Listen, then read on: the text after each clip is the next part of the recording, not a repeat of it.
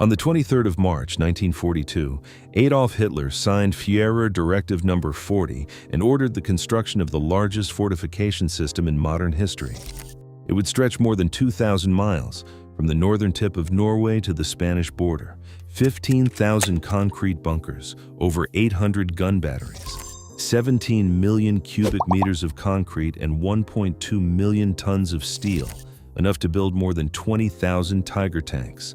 It was called the Atlantic Wall, and Nazi propaganda sold it to the world as an impregnable fortress protecting the entire western coastline of occupied Europe. If you are new here, subscribe to After History for more stories like this one. Because what happened to this wall after the war is a story almost nobody tells. Building it required a workforce that Germany did not have. The Organisation Todt, the regime's civil and military engineering arm, oversaw the project. At its peak, the operation employed around 1.4 million laborers. Only about 1% were German. The rest were prisoners of war, civilians dragged from occupied countries, and concentration camp inmates. In France alone, more than 600,000 workers were drafted to pour concrete and lay steel under armed guard. They worked long hours on starvation rations, slept on construction sites, and died in the thousands. More than 185,000 forced laborers are estimated to have perished on Organisation Todt projects over the course of the war. The wall itself was built around a catalog of over 600 standardized bunker designs, known as the Regelbau system.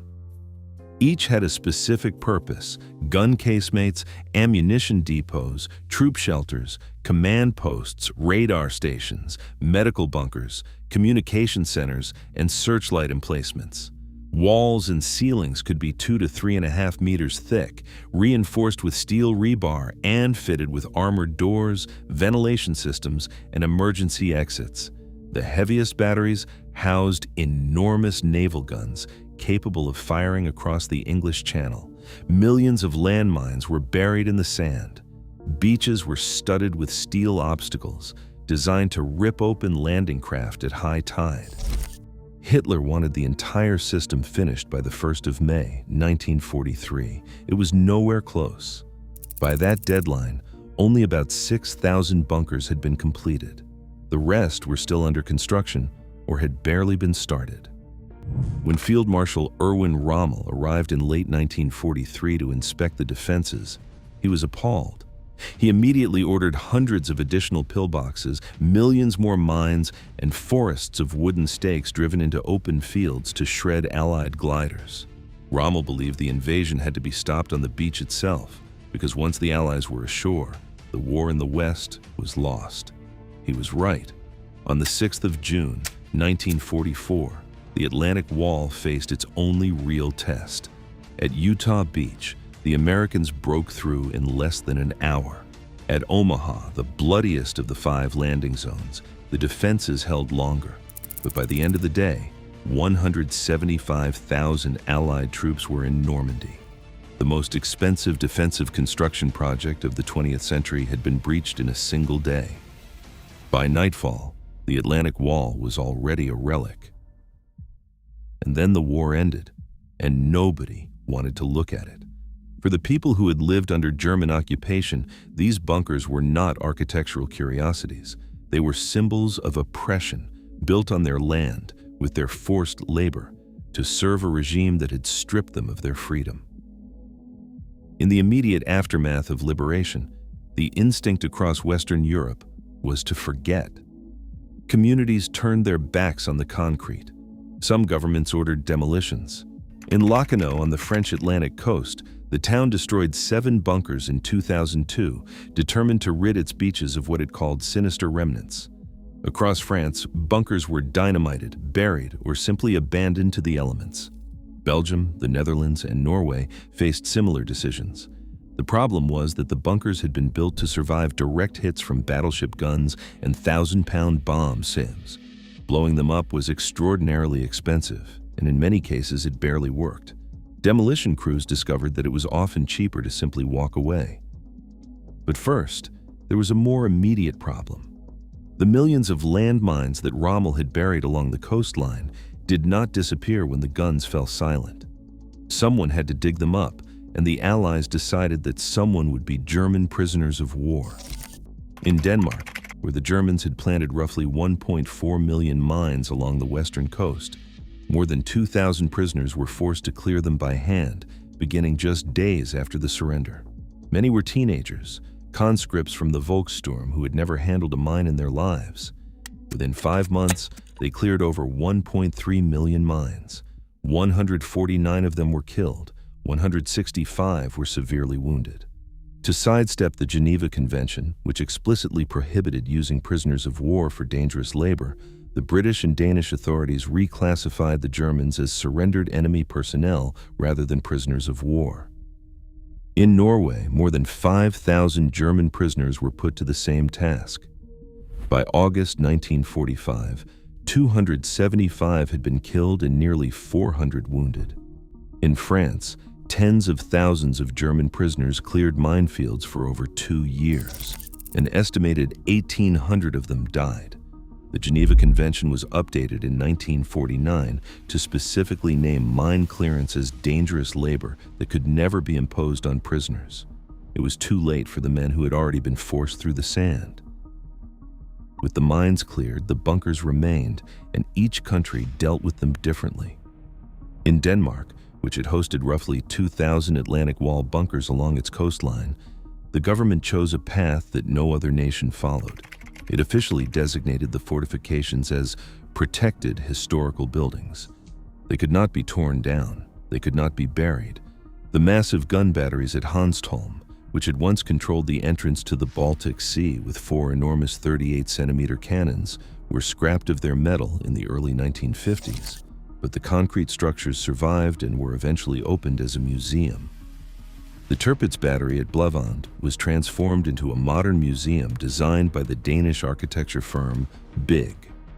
In 1995, on the 50th anniversary of liberation, the Danes turned 4 beachside bunkers into public art, commissioning sculptors to weld steel mule heads and tails onto the concrete, transforming instruments of war into something surreal and almost playful.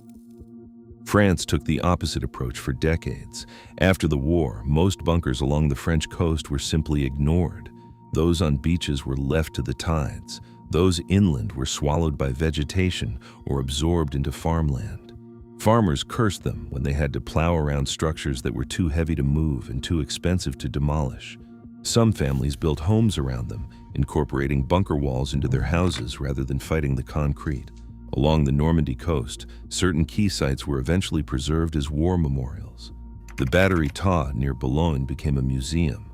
The Grand Bunker at Ouistreham was restored to its wartime condition as a 5-story command post. The gun battery at Longnes-sur-Mer became one of the most visited sites in Normandy, the only battery in all of France that still has its original guns in place. But for every bunker that became a museum, hundreds were left to crumble. Graffiti covered the walls where German soldiers had once painted frescoes. Ammunition and grenades lay undiscovered in the sand for decades. The Channel Islands were a special case. Hitler had ordered that 1/12 of all the steel and concrete used in the entire Atlantic Wall be directed to this tiny British territory, purely for the propaganda value of fortifying Allied soil. The islands became some of the most heavily fortified places in Europe. Because the Allies bypassed them entirely during the invasion, the German garrisons on the islands did not surrender until the 9th of May 1945, one day after victory in Europe. The bunkers there were never shelled, never bombed, and never fought over. As a result, the Channel Islands today contain some of the best preserved Atlantic Wall fortifications anywhere in the world, complete with original tunnels, command centers, and underground hospitals. In the Netherlands, bunker museums have appeared over the past few decades in places like Noordwijk, Den Helder, and across the Wadden Islands. The Atlantic Wall Museum at Noordwijk was built inside a surviving section of the wall itself, with preserved corridors and rooms restored to their wartime appearance. But attention runs through all of these sites. Curators walk a difficult line between presenting the engineering history of the bunkers and acknowledging the forced labor, occupation, and violence they represent. Some critics have argued that the museums focus too heavily on technical details and German military equipment, while downplaying the suffering of those who built them and those who lived under their shadow. And then there is the sea. Along the French Atlantic coast near Arcachon, bunkers that once sat on top of sand dunes have been steadily sinking for decades. The coastline is retreating, and the concrete is following it. Some bunkers have slid down cliffs and now sit on the beach, half buried in sand, battered by waves at high tide. Others have fallen entirely into the water. Off the coast near Soulac-sur-Mer, 3 massive bunkers now lie fully submerged at depths of up to 25 meters, their walls covered in sea anemones, and their interiors home to conger eels and lobsters. In Denmark, the same process is underway. Bunkers that once sat on firm ground now tilt at sharp angles, sinking into the shifting sand, accessible only at low tide. The Atlantic Ocean is slowly reclaiming what was built to resist it. Today, 80 years after the war ended, thousands of Atlantic wall bunkers still stand across 5 countries. Some are museums, some are warehouses, some are bat colonies. Most are simply abandoned, sitting in fields and on beaches, slowly being absorbed back into the landscape.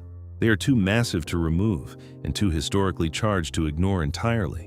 The philosopher Paul Virilio, who first encountered the bunkers as a child on the French coast in the late 1950s, noticed that locals seemed to look right through them, as if the structures had become invisible.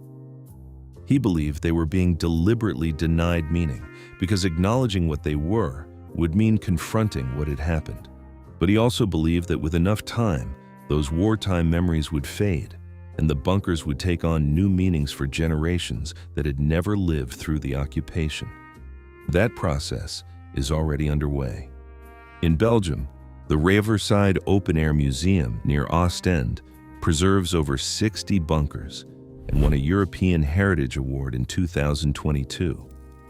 In Brittany, a half-buried bunker now houses a museum dedicated to the voices of people who lived under occupation. In another abandoned bunker on the Cap for Help Peninsula, a colony of bats has moved in. The concrete that was poured by slave laborers to protect a 1,000-year Reich is now sheltering wildlife in a country the regime tried to conquer. Nobody knows how long the bunkers will last.